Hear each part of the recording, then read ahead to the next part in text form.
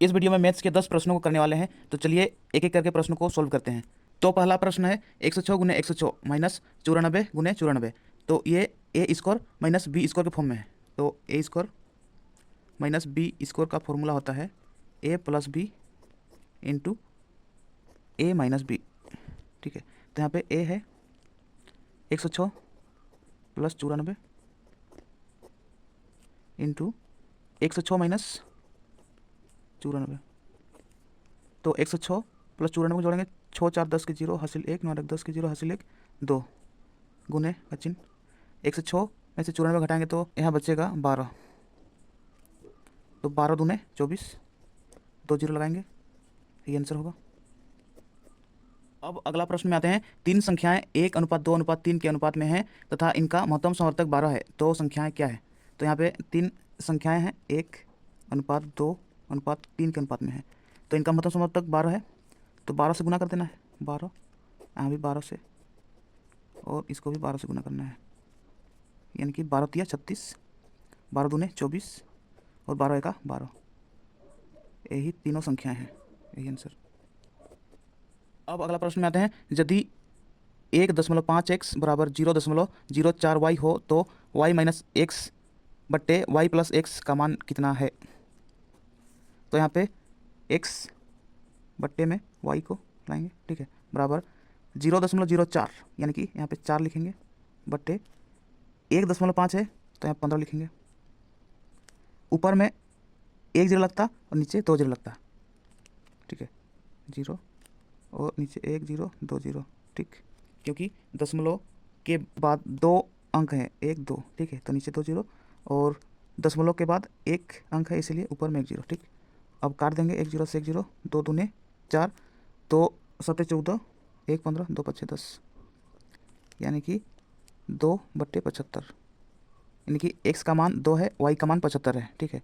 अब यहाँ पे मान भरेंगे, y माइनस एक्स बट्टे वाई प्लस एक्स बराबर y का मान है 75 माइनस 2 बट्टे y का मान है 75 प्लस 2 बराबर 75 में से 2 घटाएंगे तो यहाँ पे 73 बचेगा, बट्टे 75 में से 2 जोड़ेंगे तो 77 होगा, और यही आंसर होगा। अब अगला प्रश्न में आते हैं। तो ये एक सरलीकरण का क्वेश्चन है। तो यहाँ पे सबसे पहले इस क्वेश्चन में बट्टे देखना है, 1/2/3 तो एक पहला स्टेप, दूसरा स्टेप और तीसरा स्टेप। तो पहला स्टेप में 1 माइनस 2/3 लिखना है, 1 माइनस 2/3। दूसरा में 3 प्लस 3 बट्टा बस, और तीसरा में है 5/5, ठीक। अब 3 एका 3 माइनस 2, यानी कि 1/3, 1/3। अब इसको 1/3 को यहाँ पे उलाट देना है, इससे 3/1, ठीक है। अब 3 प्लस है तो प्लस, 3 तिया 9/1 बराबर 1 तिया 3 प्लस 9, 12/1। अब 12/1 को यहाँ पर उलाट देना है, 1/12, यानी कि 5 एका 5/12, और यही होगा आंसर। अब अगला प्रश्न में आते हैं। घनमूल 12,167, तो 12,167 का घनमूल निकालना है। तो सबसे पहले दायां तरफ से 3 अंक का जोड़ी बनाना है, ठीक है, और 12 का जोड़ी नहीं है तो 12 का अकेले रखना है। तो यहाँ पे इकाई अंक देखना है 7, किस संख्या का घन करने से इकाई अंक 7 आता है? तो 3 का घन करने से इकाई अंक 7 आता है, ठीक है। अब 12 के लिए किस संख्या का घन 12 से अधिक नहीं होगा, यानी कि 2 का घन, 2 दूने 4 दूने 8, ठीक है। अगर 3 का करते हैं तो 3 तिया 9 तिया 27 होता है, ठीक है, इसलिए 2, यानी कि 23 इसका आंसर होगा।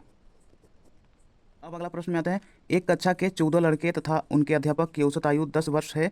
अध्यापक को छोड़ दिए जाने पर औसत आयु 1 वर्ष कम हो जाती है। अध्यापक की आयु कितनी है? तो यहाँ पे 14 लड़के तथा उनके अध्यापक, यानी कि 14 लड़के और अध्यापक, यानी कि 15 व्यक्ति, औसत आयु 10 वर्ष है, गुने 10, तो आयु का योग निकलेगा, 15 दाएंगे 150। अध्यापक को छोड़ दिए जाने पर, यानी कि अध्यापक को अगर छोड़ देंगे तो 14 व्यक्ति बचेंगे वहाँ पे, गुने छोड़ दिए जाने पर आयु 1 वर्ष कम हो जाती है, यानी कि 10 वर्ष था, अभी 1 वर्ष कम हो गया, यानी कि 9, 14 9 126। अब इसको माइनस करते हैं, ठीक है, 10 में 6, 4 4 बचा है, 4 में 2 2, तो अध्यापक की आयु 24 वर्ष है, आंसर। अब अगला प्रश्न में आते हैं, यदि दो संख्याओं का योग 20 तथा अंतर 8 हो तो इन संख्याओं में से बड़ी संख्या कौन सी है।